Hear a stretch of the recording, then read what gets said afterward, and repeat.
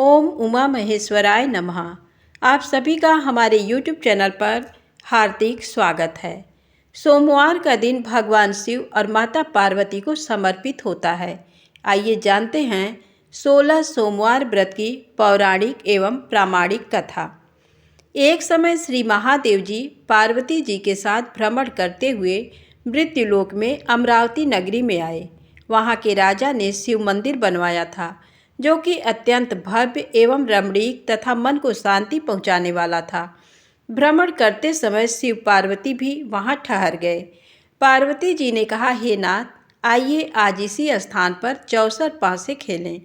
खेल प्रारंभ हुआ। शिव जी कहने लगे, मैं जीतूंगा। इस प्रकार उनकी आपस में वार्तालाप होने लगी। उस समय पुजारी जी पूजा करने आए। पार्वती जी ने पूछा, पुजारी जी बताइए, जीत किसकी होगी? पुजारी बोले, इस खेल में महादेव जी के समान कोई दूसरा पारंगत नहीं हो सकता, इसलिए महादेव जी ही ये बाजी जीतेंगे। परंतु हुआ उल्टा, जीत पार्वती जी की हुई। अतः पार्वती जी ने पुजारी को कोढ़ी होने का श्राप दे दिया कि तूने मिथ्या भाषण किया है। अब तो पुजारी कोढ़ी हो गया। शिव पार्वती जी दोनों वापस चले गए। कुछ समय पश्चात अप्सराएं पूजा करने आईं। अप्सराओं ने पुजारी के उसके कोढ़ी होने का कारण पूछा। पुजारी ने सब बातें बता दी। अप्सराएं कहने लगीं, पुजारी जी, आप 16 सोमवार का व्रत करें तो शिव जी प्रसन्न होकर आपका संकट दूर करेंगे। पुजारी जी ने अप्सराओं से व्रत की विधि पूछी। अप्सराओं ने व्रत करने और व्रत के उद्यापन करने की संपूर्ण विधि बता दी। पुजारी ने विधिपूर्वक श्रद्धा भाव से व्रत प्रारंभ किया और अंत में व्रत का उद्यापन भी किया। व्रत के प्रभाव से पुजारी जी रोग मुक्त हो गए। कुछ दिनों बाद शंकर पार्वती जी पुनः उस मंदिर में आए तो पुजारी जी को रोग मुक्त देखकर पार्वती जी ने पूछा, मेरे दिए हुए श्राप से मुक्ति पाने का तुमने कौन सा उपाय किया? पुजारी जी ने कहा, हे माता, अप्सराओं द्वारा बताए गए 16 सोमवार के व्रत करने से मेरा ये कष्ट दूर हुआ है। पार्वती जी ने भी 16 सोमवार का व्रत किया, जिससे उनसे रूठे हुए कार्तिकेय जी भी अपनी माता से प्रसन्न होकर आज्ञाकारी हुए। कार्तिकेय जी ने पूछा, हे माता, क्या कारण है कि मेरा मन सदा आपके चरणों में लगा रहता है? पार्वती जी ने कार्तिकेय को 16 सोमवार के व्रत का महात्म्य तथा विधि बताई। तब कार्तिकेय जी ने भी इस व्रत को किया तो उनका बिछड़ा हुआ मित्र मिल गया।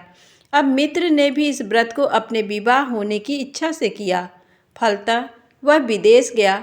वहाँ के राजा की कन्या का स्वयंवर था।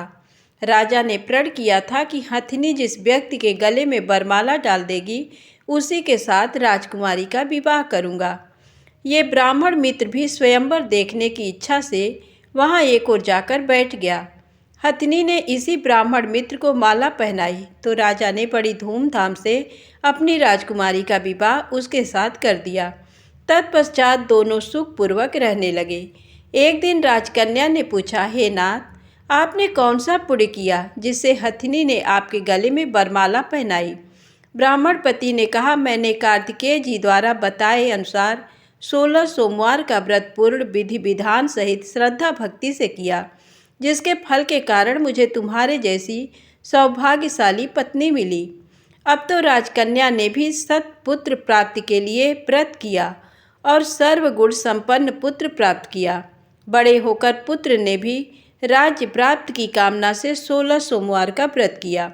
राजा के देवलोक होने पर इसी ब्राह्मण कुमार को राजगद्दी मिली। फिर भी वह इस व्रत को करता रहा। एक दिन उसने अपनी पत्नी से पूजा सामग्री शिवालय ले चलने को कहा, परंतु उसने पूजा सामग्री अपनी दासियों द्वारा भिजवा दी। जब राजा ने पूजन समाप्त किया तो आकाशवाणी हुई कि हे राजा, तुम इस पत्नी को त्याग दो, नहीं तो राजपाट से हाथ धोना पड़ेगा। प्रभु की आज्ञा मानकर उसने अपनी पत्नी को महल से निकाल दिया। तब वह अपने भाग्य को कोसती हुई एक बुढ़िया के पास गई और अपना दुखड़ा सुनाया तथा बुढ़िया को बताया, मैं पूजन सामग्री राजा के कहे अनुसार शिवालय में नहीं ले गई और राजा ने मुझे निकाल दिया।